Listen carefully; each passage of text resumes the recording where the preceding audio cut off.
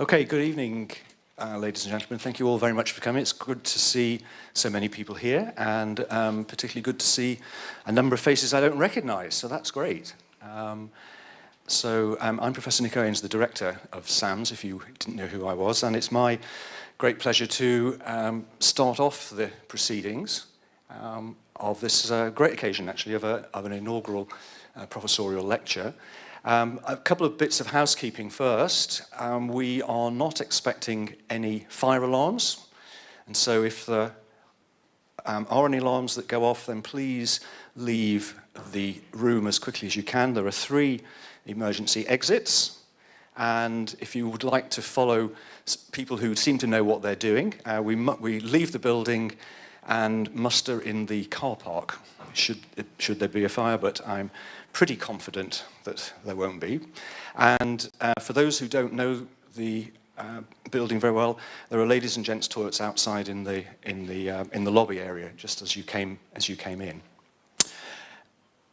My first task is to introduce Professor Neil Simcoe, who is the Vice Principal for Research and Innovation in the University of Highlands and Islands, which of course is what we're celebrating as a University of Highlands and Islands Professoriate. And Neil, it's my pleasure to hand over to you to introduce Michele.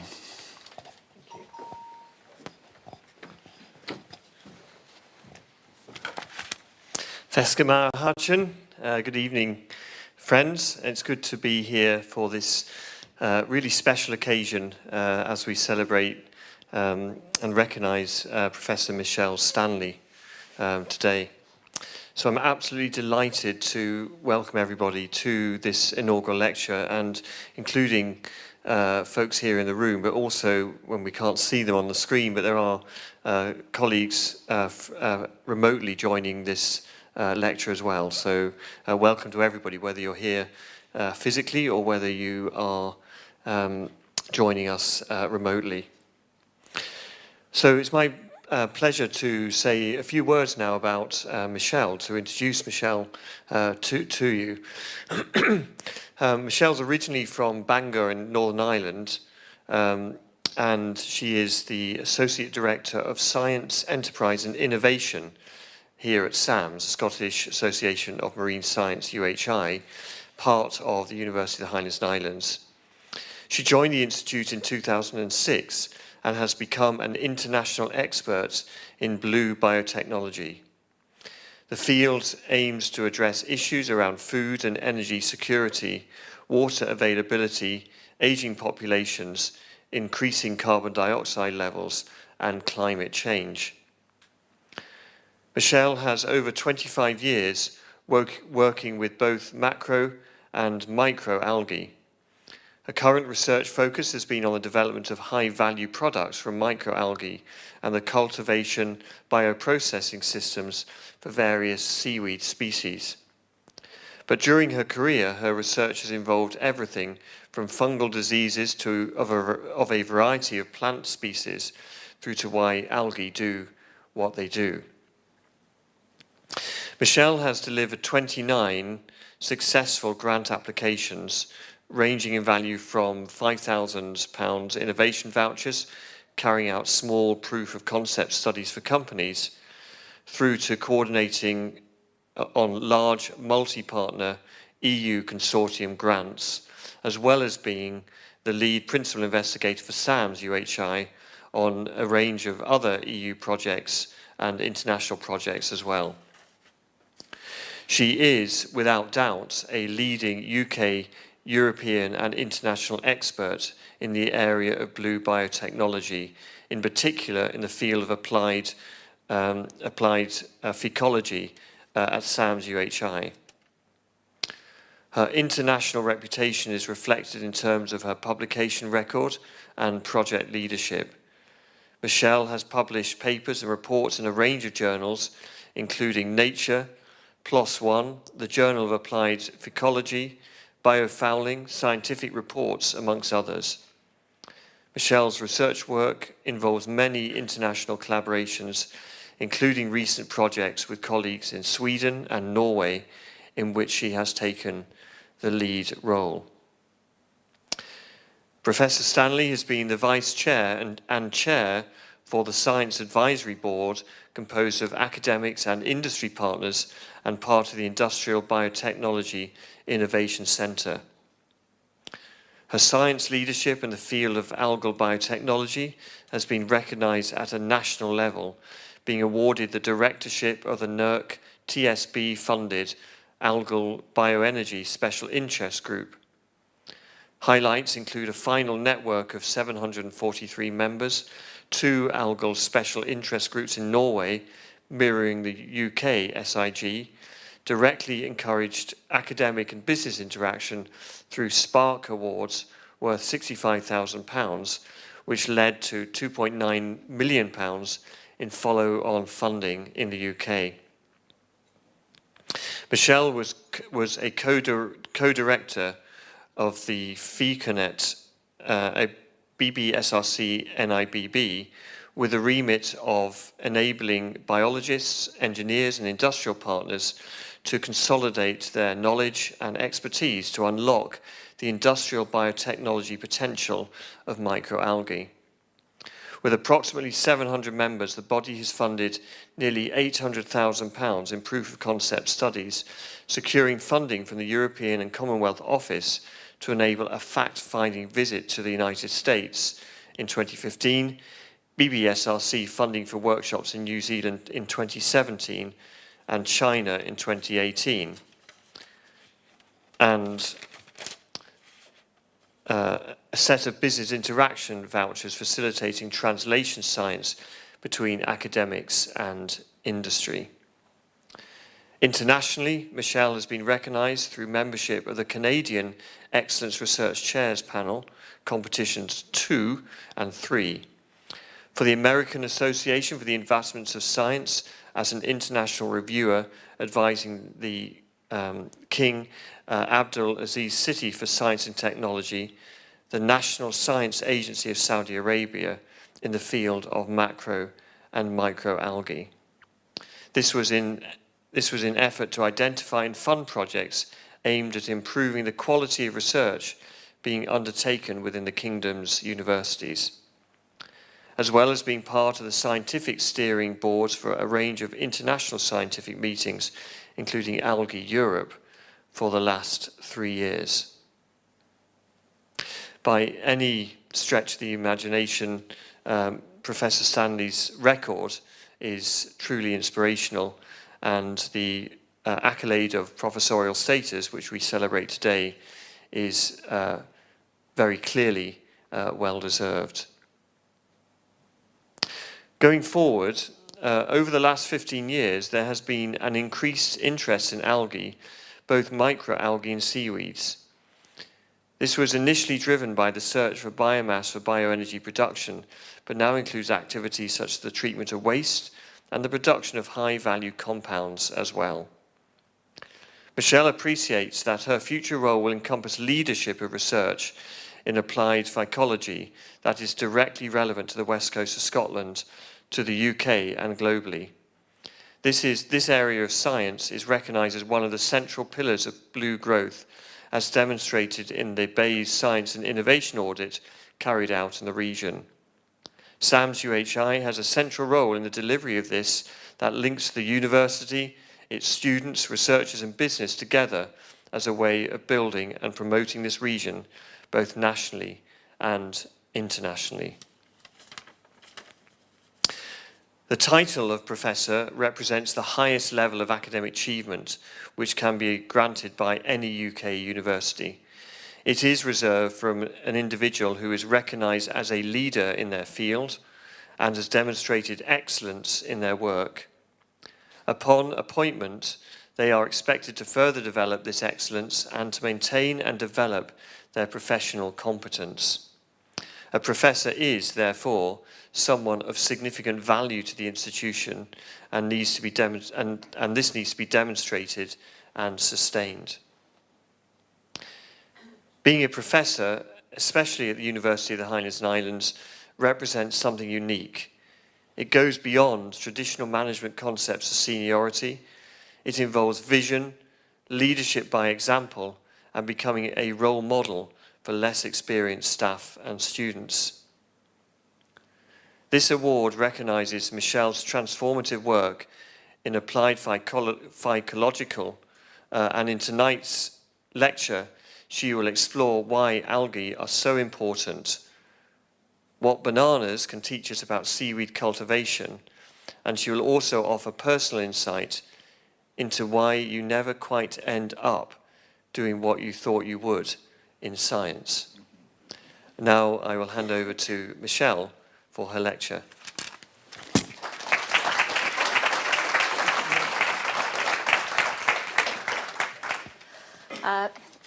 It's good to see so many people here. A bit frightening, and the whole thing is a bit frightening because you have about 45 minutes to squeeze your career into, that's expanded nearly 30 years. The title, I like movies, and the title is a play on a movie title, so whoever can actually work out the movie title, I'll buy you a bottle of wine, and Shona can't do it because Shona already knows what it is. I sat, and my training or my background is I'm a biochemist. And the way I was trained to think was in this. And these are metabolic pathways. And these sort of metabolic pathways, this is in you. So at the moment you're sitting here, if you move something, your finger, move your leg, you'll be generating energy. And the energy will be coming through the highlighted red pathway. And everything links in a cell. The thing with biochemistry and metabolism is you need to have an appreciation then of everything else that affects it. So in essence, you end up having to take what is now known as really a whole system approach. That's actually held me in good stead throughout my career. Even though I've changed fields, areas of interest, it always comes back really to the whole system approach. Shona suggested this. She did suggest this. I was sitting looking at how many different actual organisms or strains of things I have worked with and got a bit frightened. My PhD, it was probably something like 250 different strains of fungi. I had my own little collection, which CCAP would be very proud of. Terrestrial plants, I've probably worked with something like 6, maybe 8 different terrestrial species. Seaweed, I've only probably worked with about 6 seaweed species, but that's what I'm known for more than anything else is seaweed. And then microalgae, probably over 200 different strains of microalgae. And I sit, this is the tree of life, and this is where Shona's suggestion comes in. And just to show you how complicated it all ends up, is I've probably worked everywhere there's a smiley face, and I'm missing some. I've worked with those different organisms. So in context, we sit here. That's just us. You've got land plants up there. You've got different types of algae in there. You've got seaweeds over there, diatoms, dinoflagellates. Another type of fungal, well, they're not really fungi, but we call them plant diseases, oomycetes, and fungi in there. Pre-1993, my life was much simpler. And pre-1993, land plants, fungi, great. And when I came to do my PhD, and when I was thinking about what I was going to do, I decided I wasn't going to do population genetics. Yeah, Alex is looking great. We'll get to that in a bit. And marine research didn't really appeal. I was quite happy working with things that live on the land. And for me, it was much simpler. Although I did grow up beside the seaside, it just didn't appeal as a career. And what I did for my PhD, I've just found this made me laugh. So I worked in what's called crime rock diseases of bananas. And as someone pointed out yesterday, I'm Dr. Bananas. This is from a quite recent paper, 2016. And what worried me slightly was apparently there's one of the pathogens that I isolated as well from the top of bananas actually affects humans as well. It's a human pathogen, so I'm a bit worried. Basically, where bananas are concerned, the disease I was looking at occurs after the fruit starts ripening. And bananas themselves, main variety that's grown commercially is a thing called Cavendish. So it's one variety. And that's why you have, when you get newspaper reports of the bananas are under attack from a fungal pathogen, they're all going to die out. Commercially, it's all going to crash. The reason is, it's because we grow mostly one variety. The pathogen I was mainly interested in is a thing called Coleotrocton musei, and the disease is the top part of the banana. So when bananas are harvested, they're cut when they're green. So cut when they're green, they're usually dipped in fungicide to stop pathogens from growing. They're transported at 13 degrees, so they're transported in a cold room to stop them from ripening. Get to this country, they're shoved into another room, temperatures increase to 18 degrees, given a shot of ethylene gas, and they start to ripen. And that's usually when some pathogens, or a lot of the pathogens, will start, because they're working off the sugar that's there. So one of the main organisms I work with, Coleotrocton musei, is what we term biotrophic. So initially it's sitting there minding its own business, quite happy. Does the banana no harm? And then as you start to get the banana changing and producing sugar, so going from starch to sugar, so it goes from green to yellow, it becomes netrotrophic. It goes what we would describe as nuclear. It starts to rot the banana. And to do this, it does it with enzymes. And this is where my biochemistry background comes in. So it was looking at the enzymes, cell wall degrading enzymes it was producing. What we're busy looking at is warfare. And this happens with lots of terrestrial plant species. So a lot of the species we use for our food, and it's what keeps seed manufacturers in employment as well, is that we have, every time you think you've got over the disease, it will mutate to get over the measures you've put in place. So if it's a fungicide, it will mutate and have resistance to the fungicide. If it's new species or a new cultivar of that plant, it will have mutated to get over the defense mechanism that you think you have. And I said that's what keeps seed manufacturers in place. So I thought this was great. I was a plant pathologist. Brilliant. I'll carry on doing this.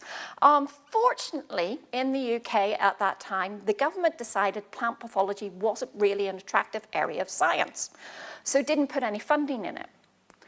And that meant I had to look at other things to do. And the other things to do post-1993 involved my first foray into diatoms.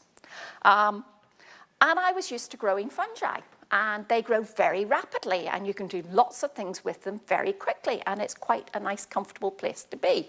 Problem with diatoms, and this particular diatoms, they were from Loch Ness, so the water body in the middle of Northern Ireland.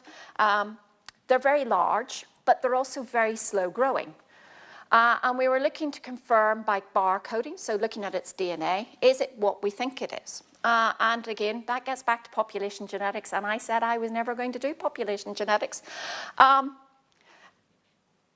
They took a long time to grow, which meant you didn't get that much material out, the barcoding was difficult, and it was a short project. So it was a NERC-funded 7-month project, and I'm going, most of the time I'm sitting around waiting for them to grow. So I had some work that I could actually do. In the meantime, I thought, yeah, this is not really for me. And I went back to fungi. And this is where I started getting into marine. So we were looking at high salt tolerance, so how things survive in the marine environment. We were working on a particular fungal species, Dendrophyella selenii, and the problem with this is it doesn't have a sexual cycle, so it reproduces asexually.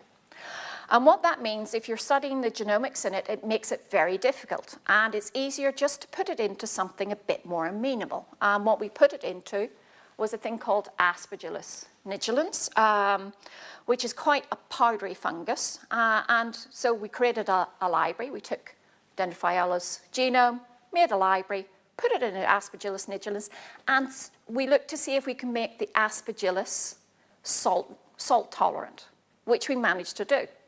And we were investigating then what genes were actually involved in the salt tolerance. And this was linked into whether you could then engineer a plant to be salt tolerant. So a lot of land is actually contaminated and we can't use it. So can you then, by say bringing in salt tolerance, can you engineer the plant to be able to use land that we currently can't use? That was good, but like everything in research, we get pushed along by our funding. And usually for those who are postdocs, and lucky enough to have a bit of continuity, I didn't. My contract came to an end and it was, well, what do I do next? And this led me into seaweed. And the reason why I got the job in seaweed was because they thought, because I worked with fungi, and the reproductive cycle was slightly similar, that I would be sympathetic to working with seaweeds.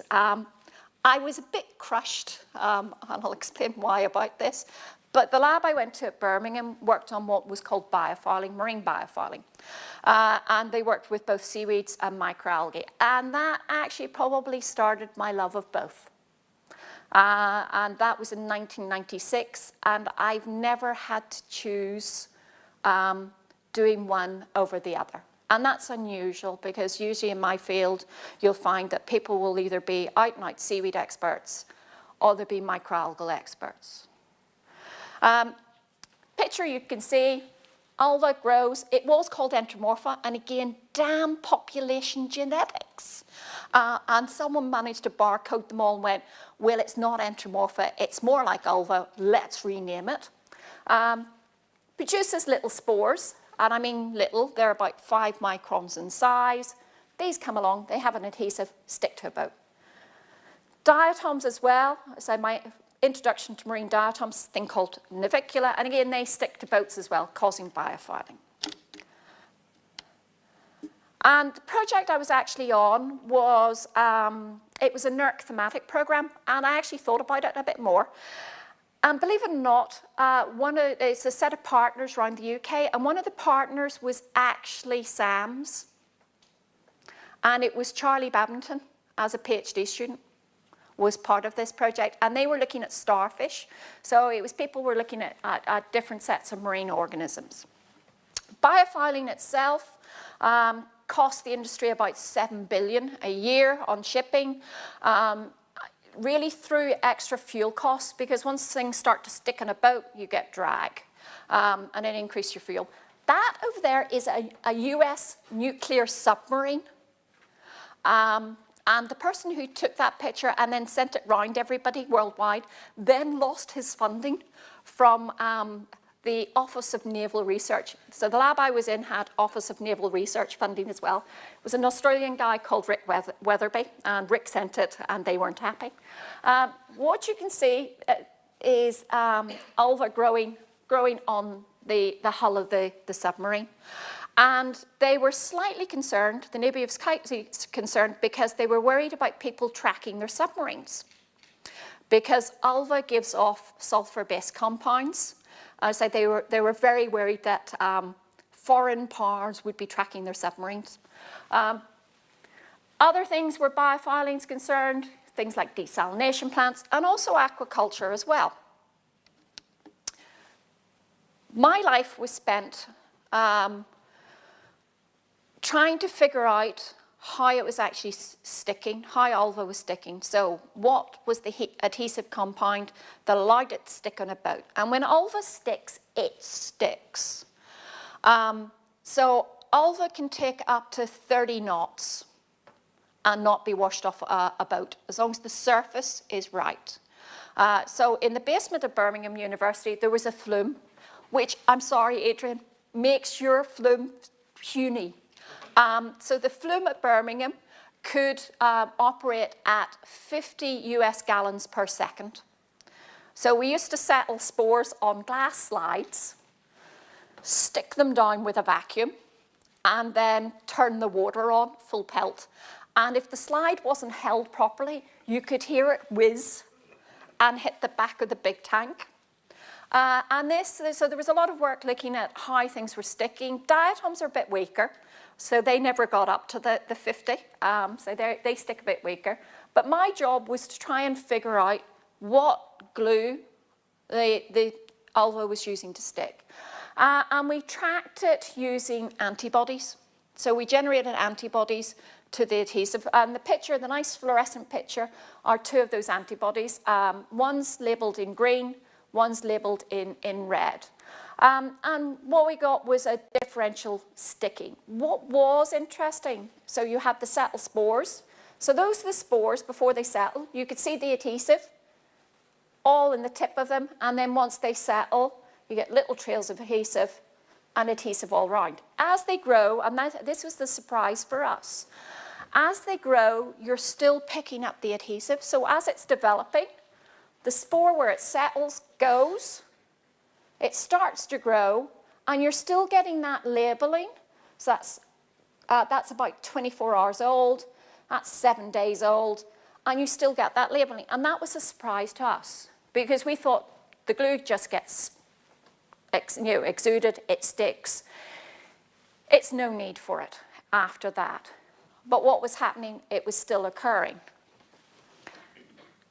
This is where you learn a lesson in how difficult algae are to work with. And most of the people who work with algae in this room can attest to that. It's never straightforward. So we went for a biochemical approach. And what we did discover was that the adhesive we were looking for had a dual role. So when ulva settles, it hasn't got a cell wall, so it's unusual in a plant. So the spores are what we would describe as bare. They've got a membrane. So it settles, puts out the adhesive, and then immediately within 10 minutes starts to build its cell wall. And as it's building its cell wall, the adhesive still carries on being produced by the cell and has a role in the construction of the cell wall as well. It's what we would describe as a glycoprotein, and a glycoprotein is a protein that has a carbohydrate attached to it. When we were looking at it, it seemed to be really quite related to another small green microalgal species of Volvox, and Volvox in their cell walls have these big stretches of hydroxyproline-rich regions. That makes it biochemically extremely difficult to work with. And we had failures, and we failed to identify it through 2D. But what we did show was this the first time that you had a glycoprotein involved in an adhesive process.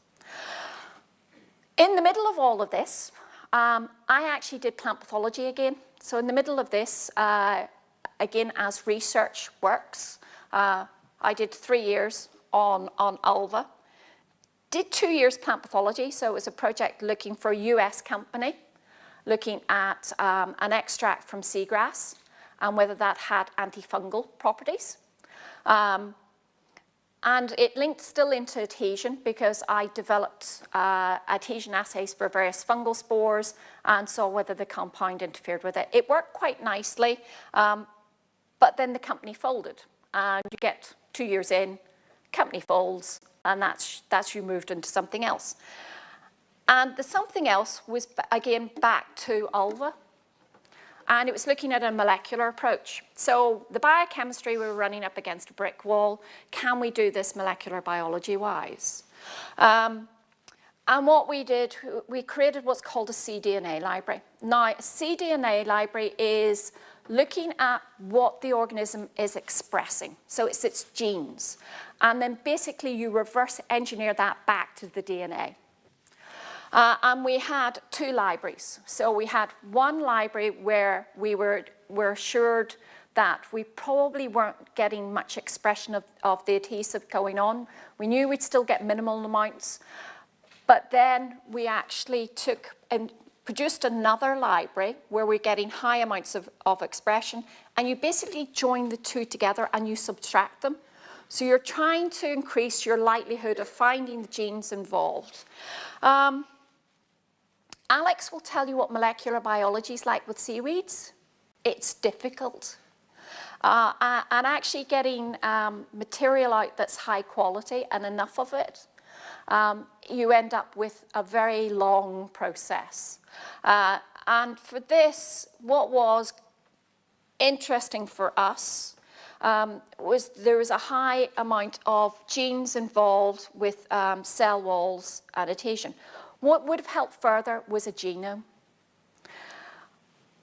I'm talking about the early 2000s, and to actually get a genome sequenced at that stage would cost anything from £500,000 to £1 million.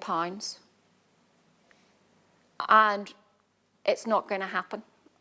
So at that stage, when we're looking at genome sequencing, most of the sequencing was done on model organisms or organisms that were thought to be really important.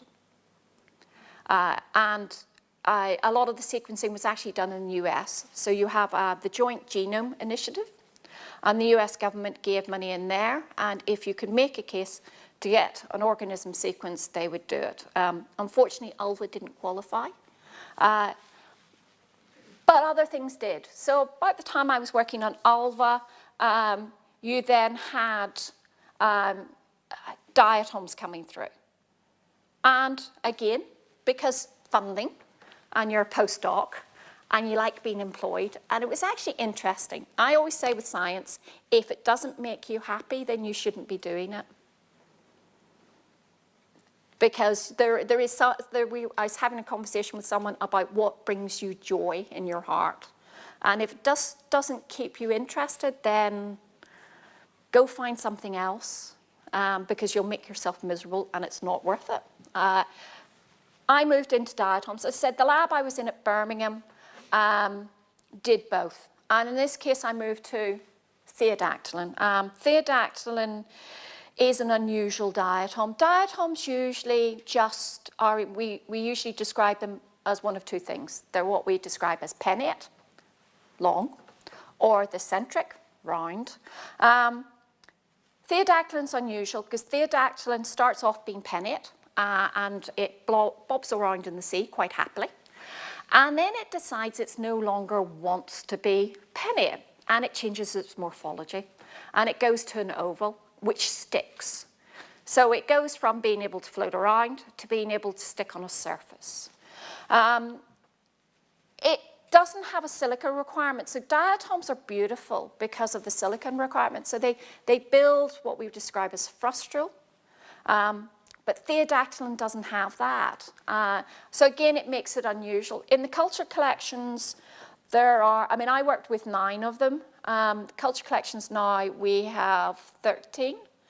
One of them is the model, and it was isolated in England in 1956.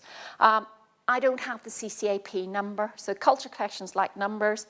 In this case, it was PT1. Theodactylon number 1.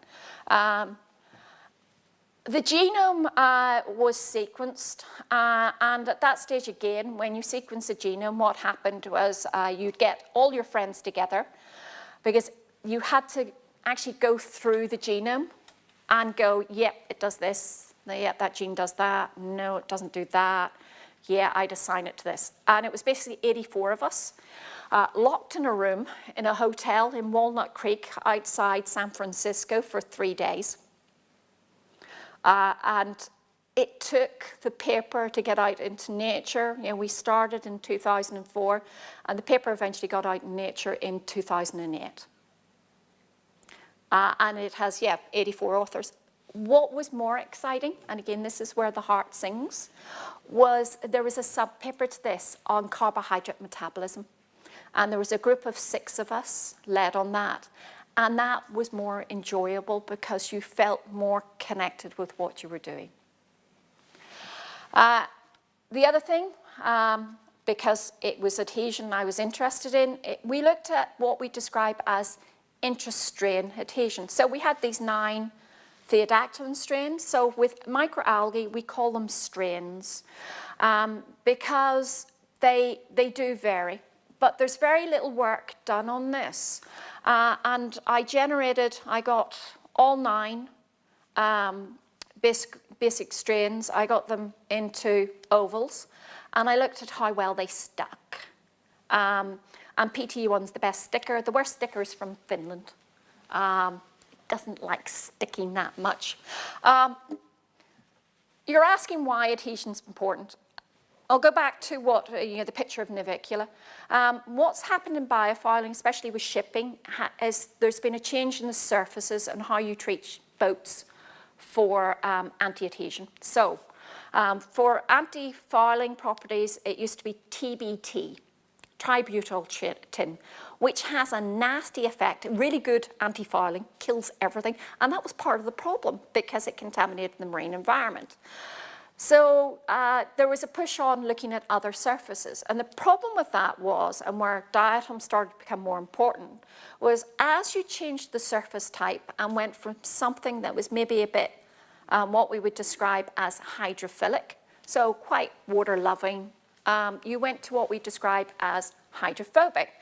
So not so much water-loving, it's if you're treating, say, your car window, and you treat it with, you get stuff to treat it, so water droplets will then form nice little defined surfaces. So it's an awkward surface. Diatoms love hydrophobic surfaces. So what you were seeing with boats was, instead of having things like algae, you're getting more diatoms. So that's where that came, and that's why it was important. The thing again with being a postdoc is being a postdoc's difficult. I did 13 years as a postdoc. It's painful. You love the science, but there's no continuity with what you do. I was lucky at Birmingham because you do, and I did when I was there, was allowed to help with proposals and writing proposals, in a way starting to sort of where your science wants to go. In 2006, SAMS advertised for new lectures, and it was called Addressing Research Capacity. One of the areas they said they were interested in was biofouling, and I thought, I'll apply for that. That's good. That's a lectureship. Yay, movement. And I applied, and I wasn't offered the lectureship.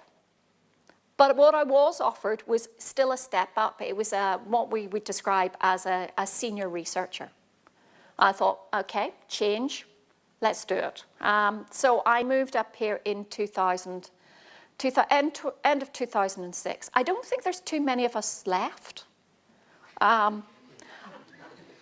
There were about 12 of us, 10 or 12 of us, and I don't think there's too many. I think we're getting to the last man standing on this one. SAMS has grown since then, but when I got here, it was like, oh, what do I do? Because it's different. You're a postdoc, you've got a defined project, and you're going, okay, what do I do now? What interests me? What came about, round about 2006, 2007, world oil price went through the roof. So you're looking at one stage, 140 pounds or $140 a barrel of oil. And there was a movement into microalgae for biofuel production, and that was actually pushed along by the US and biodiesel, and that's to do with fats in the microalgae and being able to convert those across. But there was also interest in seaweeds. Well, sort of. I used to go to meetings, get up, mention seaweeds, and get laughed at, and sit back down. Yeah, and there's a couple of people I need to now remind who are actually working now on seaweeds about laughing at me 12 years ago. Really what happened was I stepped forward. So we had the opportunity of applying for money. And we sat in a room and people are going, and I went, okay, I'll do it. And what this led to was the Biomass project, which took us 2 years to get funded. It was an interreg, and we had various backwards and forwards with the SEUPB who are a lovely organisation based in Northern Ireland and the Necklace Counties of Ireland. They're very officious. Sorry, I did say that out loud. And it was one of the more interesting types of projects to do, and I will not do another Interreg 4A, or the area that's covered, because it's just, yeah, the stress is amazing. What we did do, we looked at both seaweeds and microalgae. The picture there is Kyla, and that's Kyla Orr, who's one of the ex-PhD students. And Kyla used to go up to Uist, and that's the seaweed deposited on a beach in Uist. It's about 2 meters high. And people wanted to take that away and do it for biofuels. There are reasons why for biofuels you shouldn't. There's also the environmental reasons. So Uist, you get migrating seabirds in during the winter. The seaweed, as it rots, heats. So you can have a wind chill factor of -2, and the middle of the seaweed will be about 8 degrees. And that means the creepy crawlies and everything that the seabirds eat are still surviving in the middle of the seaweed. I got to indulge myself at the same time on both microalgae and seaweeds. Where microalgae was concerned was on lipid production. So those compounds that you could then use for biodiesel. We were a bit sneaky. So we actually didn't just look at lipids. We were interested in what else was in there.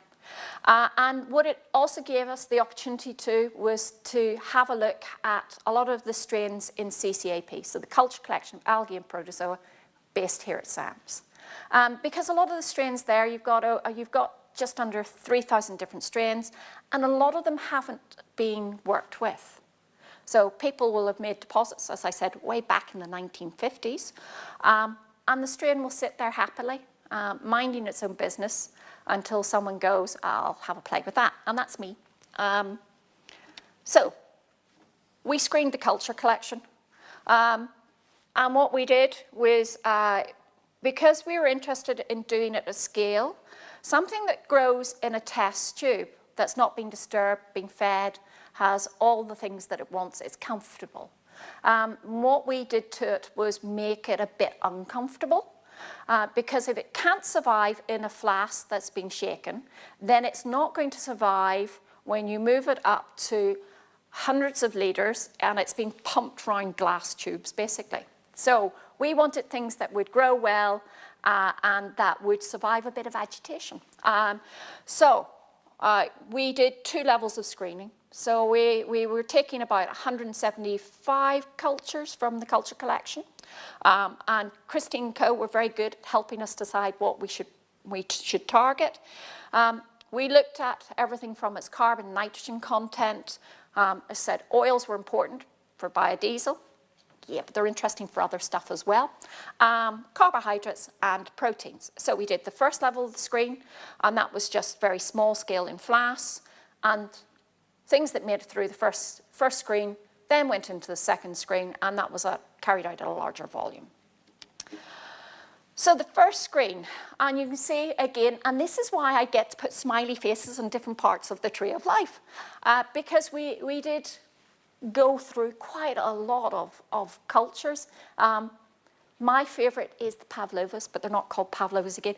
Damn phycologists change names of things, so I get used to calling something something, and then it gets changed names. We have the diatoms. So if we just take the diatoms, first level screening, we had 50. Once we get to the second, we have 30. And that shows you, so we had a reduction in the number of organisms we're looking at. I'm not going to go into all the science of this, except for this, because this makes me smile. This makes me smile, and the reason why it makes me smile from a biochemistry point of view. What this is this is all the strains that we looked at in terms of their lipid profile. And you're able to classify then the organisms depending on their group as well. So what is unusual in this, what we were trying to do was we were going mostly for marine organisms. Because if we were growing freshwater algae, they need fresh water. And that means we're competing for water for production that could be used for land crops. So we went for marine, except for a few freshwater sneaked in. And the top one, the one with one of the best profiles, right at the top, is a thing called Monodopsis, which is freshwater. And it's got a very good lipid profile. The others that are usually talked about in terms of biofuel production are all at the top as well, and it's a set of organisms called nanocropsis. They're what we call golden algae. They actually sit in the browns. But because we'd been looking at other stuff, we came up with our top 20. And our top 20, we looked at it in terms of, you see Monodopsis up there. We looked at it in terms of protein, whether it could go into aquaculture feed. You'll see that Monodopsis is EPA rich, and that's a particular lipid that's a good lipid. So not necessarily for biofuels. This is the other problem as well. People were talking about lipids for biofuel production. Not all lipids are good for biofuel production. So looking at it in more detail for us actually helped.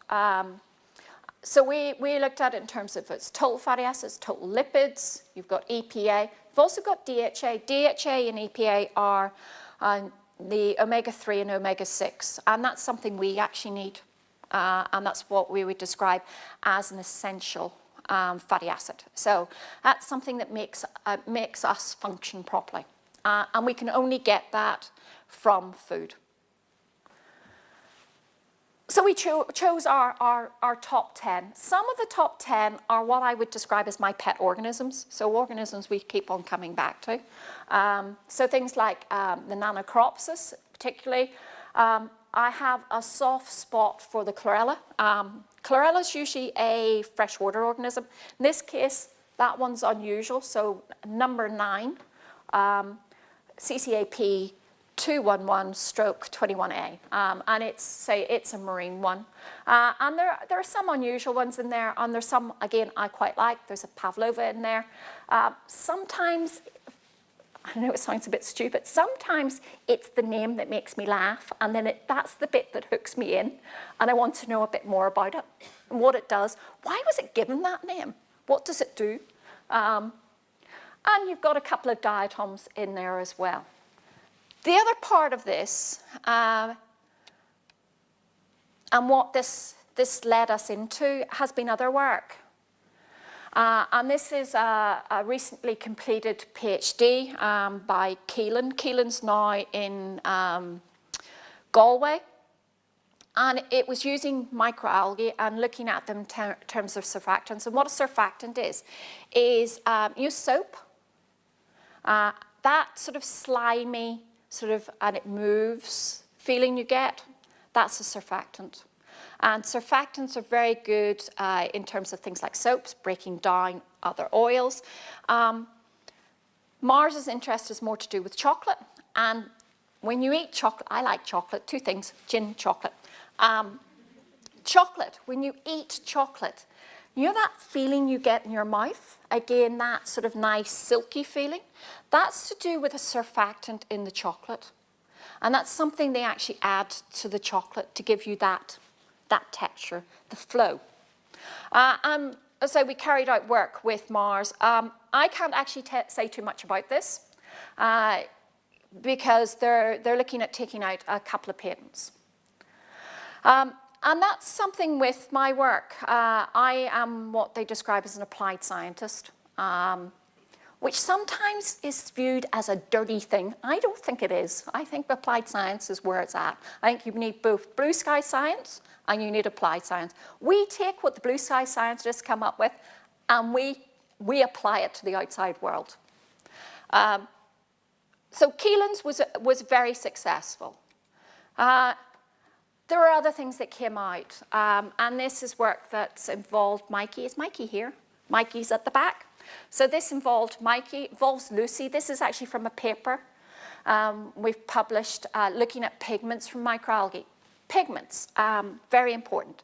So again, from your health, my health, beta-carotene. So carrots. Carrots are orange because of a pigment called beta-carotene. Beta-carotene is very good for ocular health, for your eye health.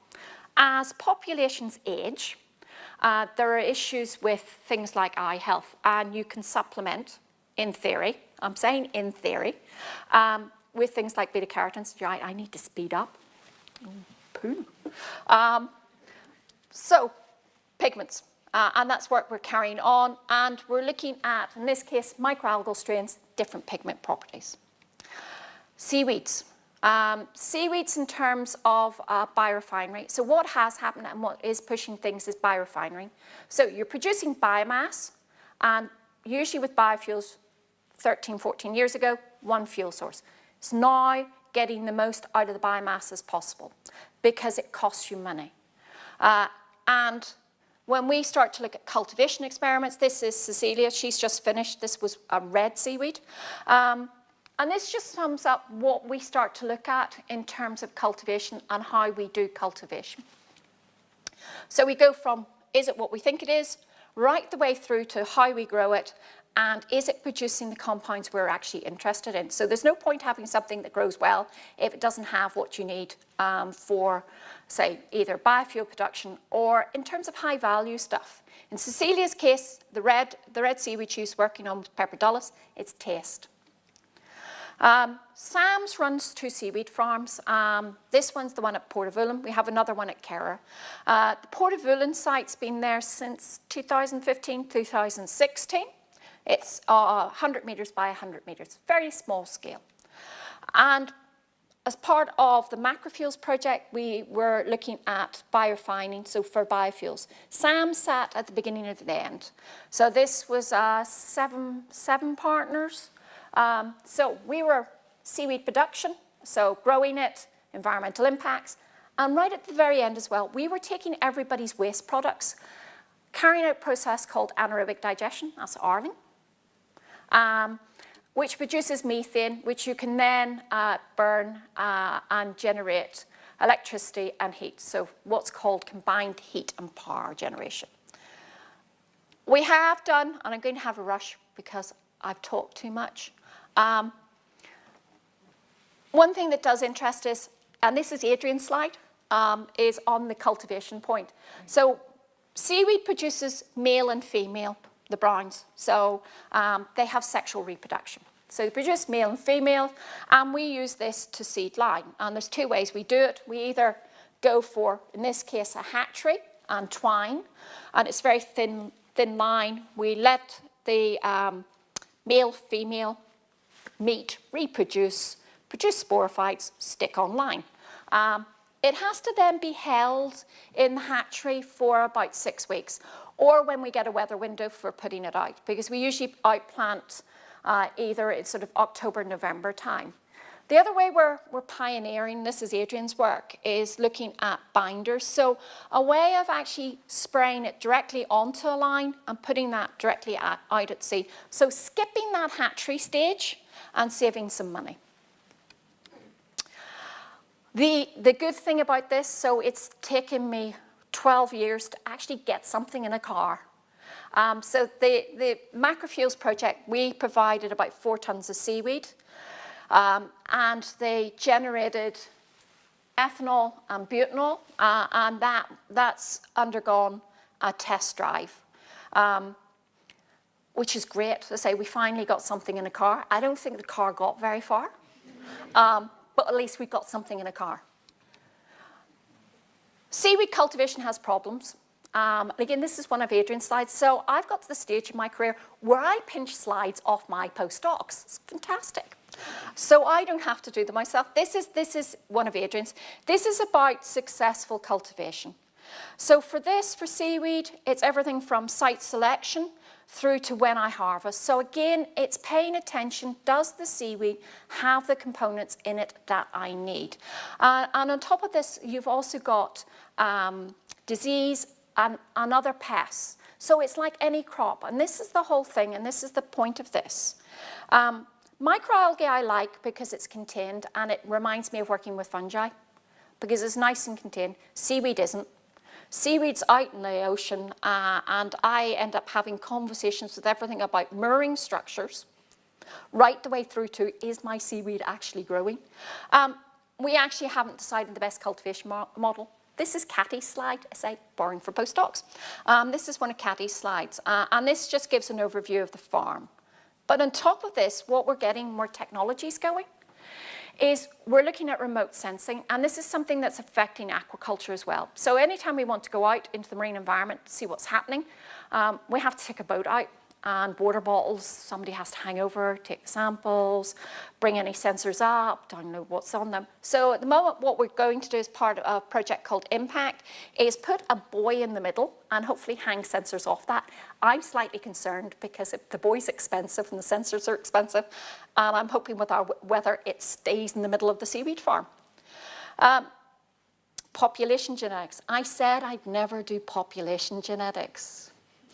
One of the big questions with seaweeds, and this is Alex's work, is how do we know what we're growing? What is it? How diverse are the wild populations we're taking material from? If we decide to go into selective breeding, which is used on terrestrial plants, what impact are we then having on those wild populations? We don't actually have a genetic baseline for this. So Alex's work has been involved in Scotland. So there's 10 sampling sites around Scotland, variety of different environmental conditions. But this, again, if we're talking about making sort of hearts sing, I love this. This is again Alex's work. This is beautiful. We've been working in collaboration with a Swedish group. This is along the Baltic, or out from the Baltic along the Swedish coast. And it's quite a unique environmental feature because you've got freshwater influx and it's like a salinity gradient. And it's a unique environment to be able to see how the environment is actually affecting the populations that you're getting. Talk to Alex. Alex can explain this a lot better than I can. And he's just submitted a paper on this. So back to the question, what links bananas to seaweed? Quite a lot. We can learn a lot from bananas. Really bad to go for monoculture. Lots of diseases. And actually with seaweed, we're at the start of a new industry. So we're only really starting to cultivate in this country. We have the opportunity to actually do it right. We actually don't know a lot of the pathogens, the diseases, the pests that are going to affect the seaweed. So, you know, what are we going to put in regulatory-wise, legislation-wise? Are we going to move material from the south coast of England up to Scotland to grow? Is that going to carry anything with it? So we have a chance to do it right. We have gaps. And this is one of the last slides, Neil, you'd be pleased to hear. We have gaps, and this is why I say about my life gets complicated. So at times, I have to think about everything from EIAs, environmental impact assessments. Commercially, we're spinning out a hatchery, so we're offering commercially seeded line. That's based on all of our research. There's consultancy, there's the biotech, so my heart sits with the biotech. You know, what's in the seaweed? What are we going to do with the seaweed? What types of seaweed should we be growing? Again, there's byproducts. There's the aquaculture. There's where it's going to go. There's the bioprocessing. So how am I going to get out what I'm interested in? And then commercially, where can that go? My other life's been in networks. Neil's touched on this. Started off with Algae UK, Algae Bioenergy Special Interest Group. We looked at what the industry needed. So I'll just speed through. This is a better slide. What the industry needed in terms of technical, financial services regulation. And there are big gaps again. This is from 2013. I presented this to industry last year, and we're still not there. Out of the ABZIG came FICANET. So ABZIG 2010, 2011. FICANET started end of 2014. And it was just microalgae, which was great, and everybody was interested in microalgae, and it was fine. What's since happened to that is we're into phase 2 of these networks, and we now have Algae UK. And Algae UK is great because we've got seaweed. So I represent seaweed in there. And again, we're looking at the links between academics and industry. So getting the science out and getting it applied. I also sit as a co-director in the biomass biorefinery network as well, because they've all of a sudden got interested in marine biomass. And that's everything from seaweeds through to waste from salmon. So there's interest, and there's growing interest in what happens with the marine environment and products you can get from there. And to finish, what next? This again makes me very happy. This is part of a proposal. We're into circular economy. And why it makes me happy is, again, I can work with both seaweeds and microalgae. And what you're looking at is making the most, again, of what you're producing. This has gone through to second stage, and we're working with Nottingham, Manchester, UCL, a couple of large companies, small SMEs, the regulator, social science, Susie's involved, and it's about bringing everything together. Funders, just to show how complicated funding is, and I'll have forgotten people and get into trouble for it. And finally, thank you. So Birmingham has to be thanked for getting me into seaweeds in the first place. Christine Beveridge is here. Christine worked at Birmingham. And then Sam's, I'll have forgotten people. But I can't do what I do without having a group. I always laugh about having a group. Always makes me laugh. Because I didn't think I'd have a group. And you don't. And I feel very privileged to have the people who work with me, because I can't do this myself. There's also general people. Axel, when I got up to senior lecturer, hugged me and said, when they first employed me, I was a risk. And they weren't too sure how I'd work out. But also UHI. And I can't, you know, it's also UHI. Without UHI, I couldn't get to teach. I'm actually doing less teaching, which is a disappointment, but that's because of how my life has gone. But it's also then enabled, you know, postgraduate students as well. And that, again, keeps the science vibrant. And it's good to get people into this area and encourage them along. And I ran over slightly. I'm sorry, Neil. Thank you.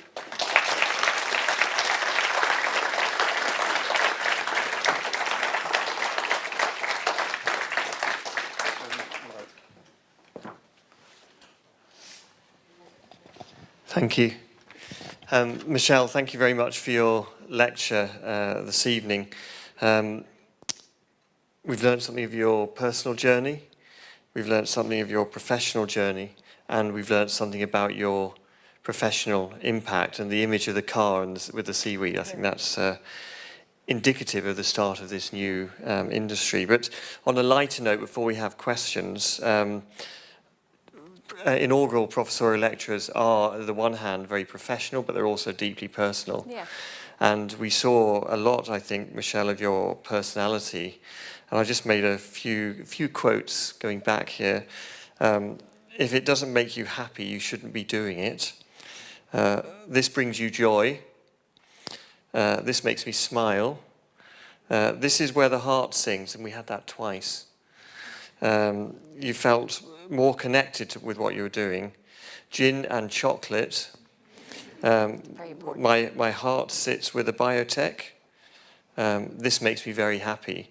And of course, as an individual, what we've seen this evening is not only your professional accomplishments, but that is deeply related to what's important to you as a person.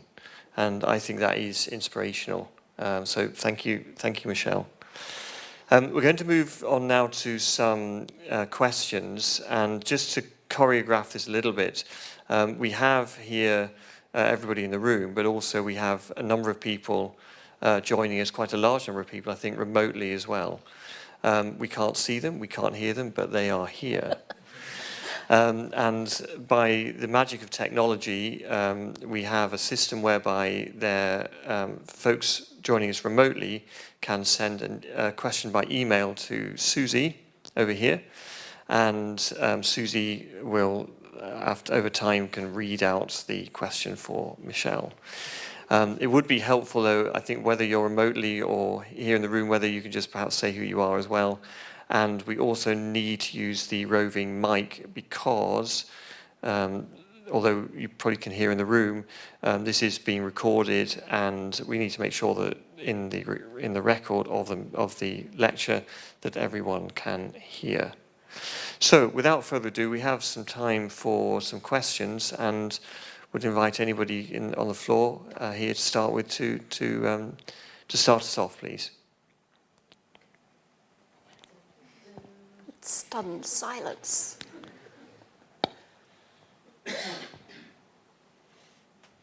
Any questions from the floor? Thank you.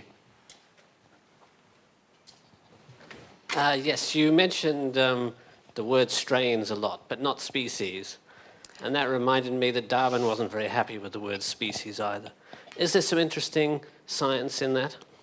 It's a difficult one because you'll find that something is recognised and it looks morphologically, they all look the same. When you start then working with them, you find that they do different things. And it's now that technology is catching up and becoming cheap that we can actually now look at more whole genome approaches. And that then gives us further information that, that although it's the same species, that strain-wise it's doing something different. So with the culture collection, I mean, I haven't got the slide, but with the culture collection, what's important is the number and the what, where, and when. So what it is, strain number, and the strain number follows it. The where, so where it was isolated, and when it was isolated. Because you also find sometimes in collections that they can mutate. So especially with microalgae, because they're small, I get told off. I call them bacteria with chloroplasts, which is not right. But they mutate because they grow rapidly. So there's a mutation that can occur. So yeah, I'm happier with strains and more comfortable with that. Thanks, Michelle. Any other questions from the floor to start with?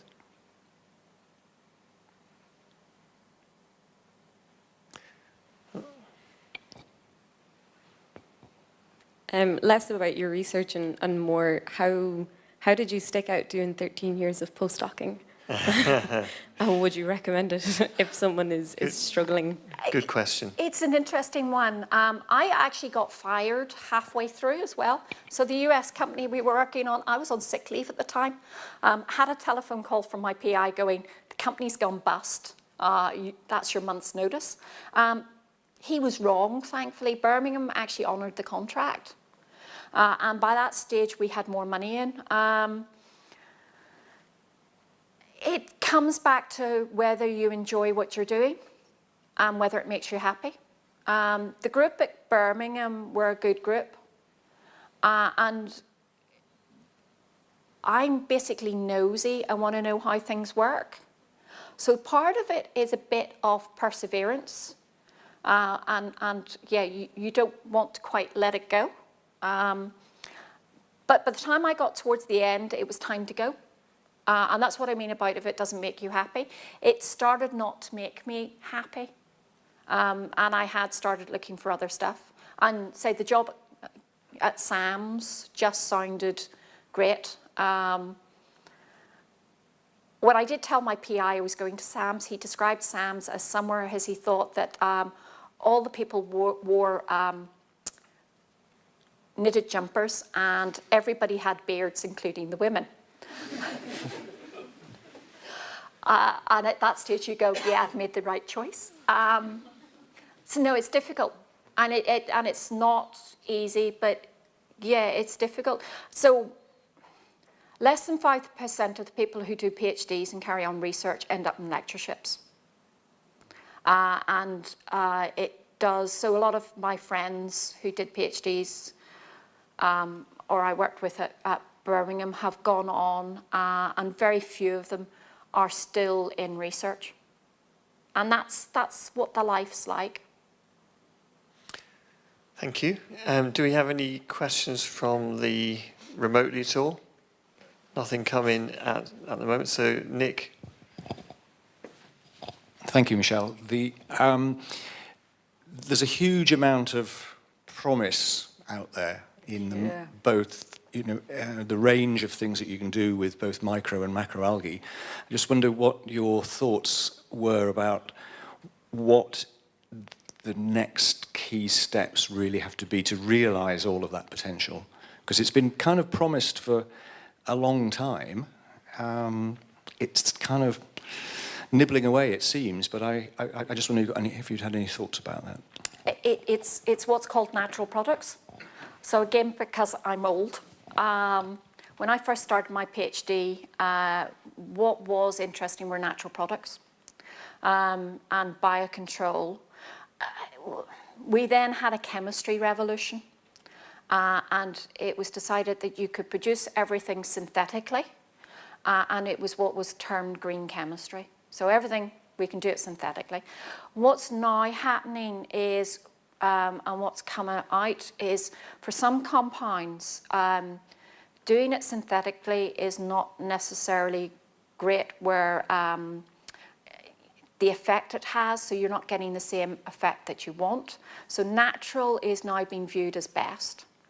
There's also, consumers are now more interested in where their products are coming from. And we're seeing, in a way, because seaweeds and microalgae use CO2 to grow, there's a bit of a drive on as well, and this is more Mike's field in terms of blue carbon. So we're, especially with seaweeds, blue carbon, because they use CO2 to grow. Some of the carbon leaks out. It fixes and drops to the sea floor, and apparently it's going to be there for the next 100 to 200 years. So that's where the big push is coming from. It's more about increasing the products that we've got. So the marine environment is an extreme environment, and it's an untapped environment. So there's the suggestion that you're going to get more interesting and new products from there than you get on land. And there's the whole question of climate change, CO2, and actually diversifying out what we have, because as the population grows, carries on growing, we aren't going to get everything we need from land. And there are major issues, although it's not talked about as much, there are major issues over freshwater supplies. There will be wars over water. And you're already seeing that in certain countries about rights on water supplies and who owns those rights. Thanks, Michelle. I think we have time for probably just one more question. We've got someone here, but is there anybody, anybody remotely? So if we come to over here, please, for the final question. Thank you. In the glues, did you come across, or would you look for antibiotics, antiviral agents that can be used in medicine? No, but that's something that's come through for from some of my other work. It's very difficult squashing 30 years into less than an hour. So we have looked for some of the microalgae. We have done some work, and it was a master's student. So looking at antimicrobial. And there was a project as well with a visitor from Mauritius, again looking at antimicrobial properties from seaweed.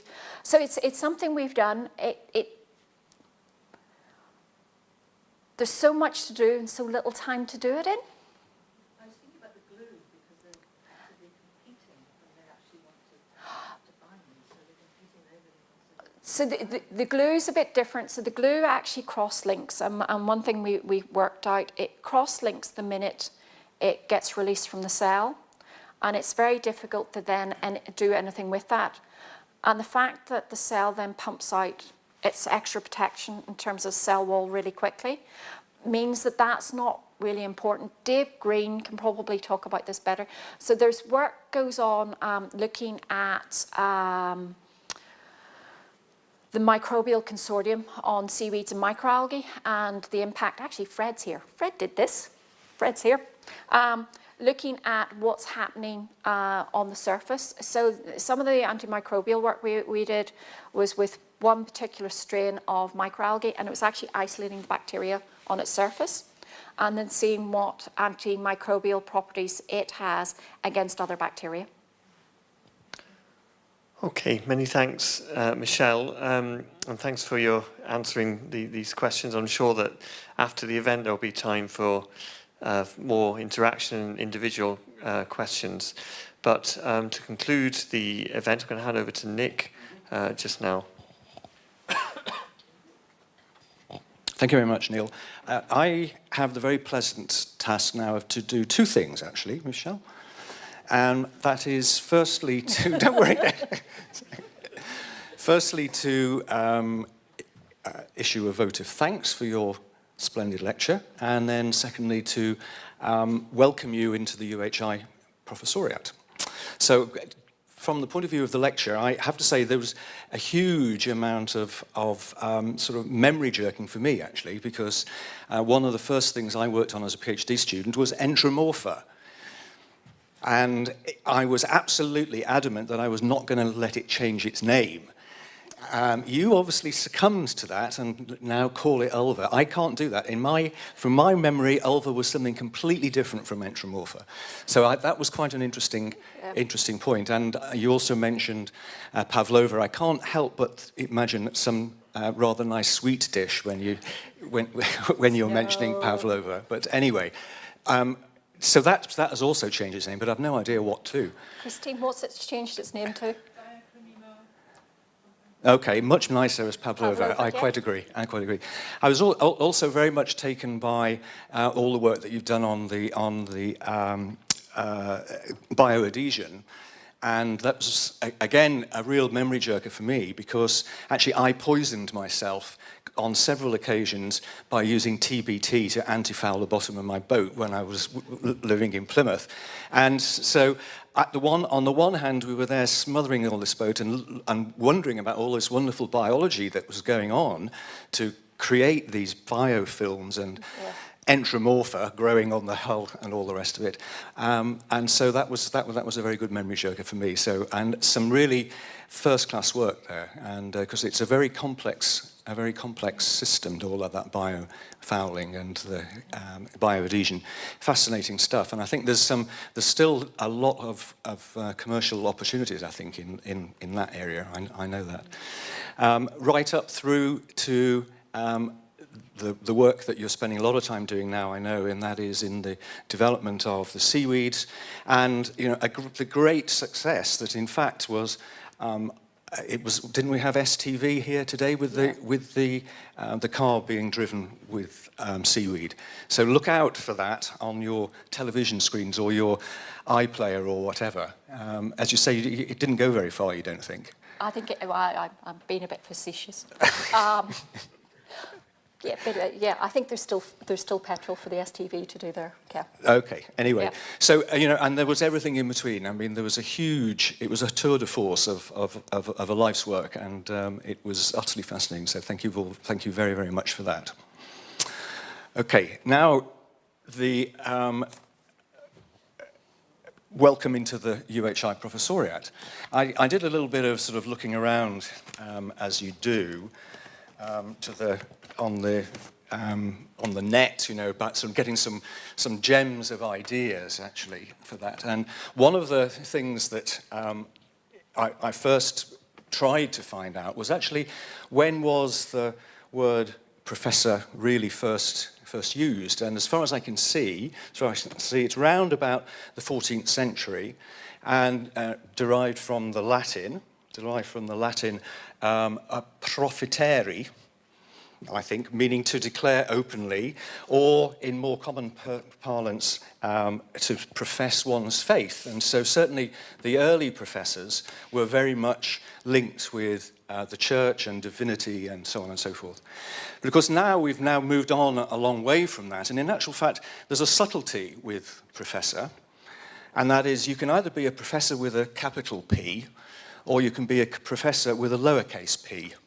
And in this case, you are a professor with a uppercase P, because it is a position, it is a rank, it is a level of standing, whereas a professor with a lowercase p is simply a teacher in a university. And so, which of course you are too, but actually you've achieved the capital P status, which is really good. But something that I discovered that I have to say I wasn't aware of this is the first professors in British universities anyway were both set up by Lady Margaret Beaufort. In the case of Cambridge, so it was the Lady Margaret's Professorship in Divinity, set up by Lady Margaret Beaufort, who was the mother of Henry VII, so the grandmother of Henry VIII, in 1502. But curiously, there is also a Lady Margaret Professor of Divinity at Oxford that was also set up by the same Lady Margaret some 20 or 30 years later. But there is this huge subtle difference, which I'm sure is very important to the Lady Margaret professors, and that is the professorship in Cambridge is Lady Margaret's, apostrophe S, Professorship in Divinity, whereas in Oxford, it's the Lady Margaret Professor of Divinity, without an apostrophe S. So anyway, the kind of curious thing there is that, of course, that until very, very recently, I think it's only in the current incumbent of Lady Margaret's professorship in Cambridge, of course, it's all been men. Yeah. So despite, I think the current professor actually is a woman, but despite the fact that, in fact, it was, one of the earliest proponents of academic professorship was a woman.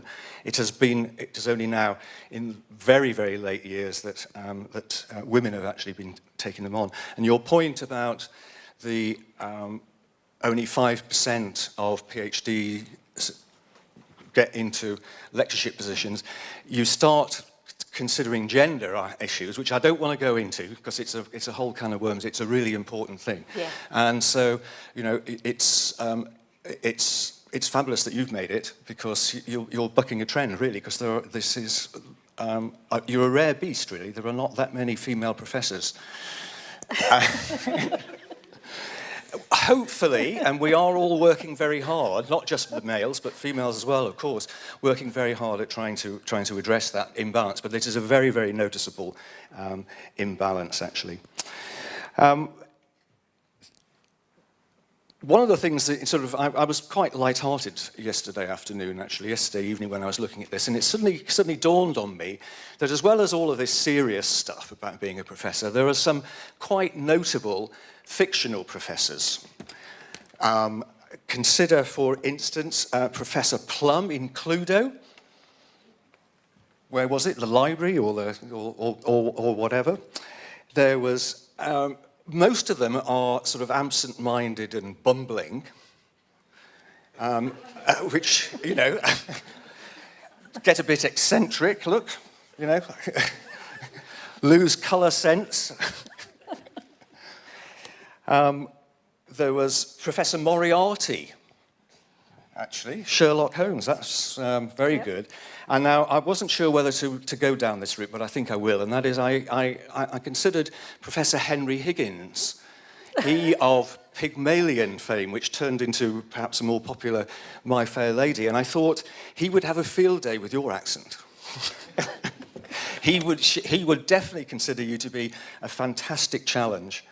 But we all love your accent. He might not have done, but we all certainly do. There was a whole series of fascinating professors in Harry Potter. So none of these are really giving us a very good impression of what a professor is. And then I thought, now I know a professor that actually bucks all of that trend, swashbuckling, handsome, prepared to do all sorts of things. And I'm thinking here of Professor Indiana Jones. So, you can take your pick. I think I might leave it. Okay, very good. Anyway, the important thing is that actually as a professor you are expected to be a leader, and a mentor, an exemplar, a confidant, and inspirational.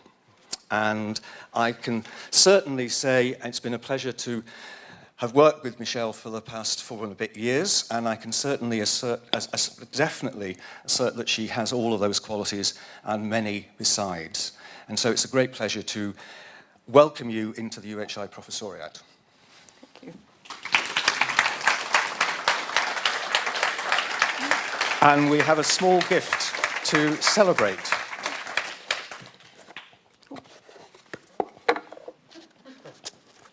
Oh, thank you. It's a UHI paperweight. Something to throw in my office if anybody upsets me. Yes. Okay, so that brings the formalities to a close.